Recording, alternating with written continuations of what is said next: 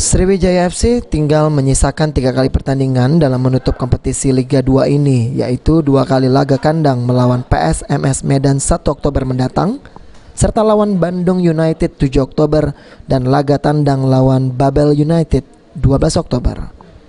Pelatih dan pemain Sriwijaya FC dalam beberapa kali kesempatan meminta dukungan supporter dan pendukung Sriwijaya FC untuk hadir di stadion.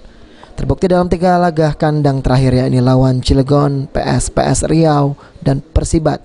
Stadion Gelora Sriwijaya Jakabaring masih sepi penonton. 3 kelompok supporter Sriwijaya FC diharapkan dapat memenuhi stadion saat Sriwijaya FC bermain di kandang sendiri, seperti saat Sriwijaya FC bermain di kompetisi Liga 1 tahun lalu.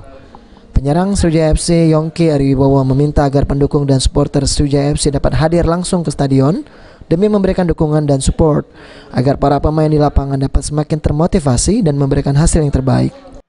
Ya, saya harap supporter datanglah ke stadion kita, karena semakin banyak supporter datang ke stadion, di saat kita capek kita ada tenaga istirahat. Saya harap warga Palembang datanglah dukung kita, biar kita yang berusaha, kalian yang dukung, dan kalian yang berdoa, biar kita yang berusaha. Seperti diketahui, Sriwijaya FC sempat diboikot oleh 3 kelompok supporternya sendiri, sehingga walau bermain di kandang, Laskar Wongkito tanpa dukungan 3 kelompok supporter saat menjamu Cilegon United pada 28 Agustus lalu. Mereka memboikot pertandingan tersebut karena protes kepada manajemen. Aksi boikot pun dicabut jelang pertandingan PS Riau 16 September lalu, sehingga saat pertandingan kandang ketiga kelompok supporter kembali memberikan dukungan langsung kepada Laskar Wongkito. Namun meski boikot dicabut, penonton masih nampak sepi di stadion.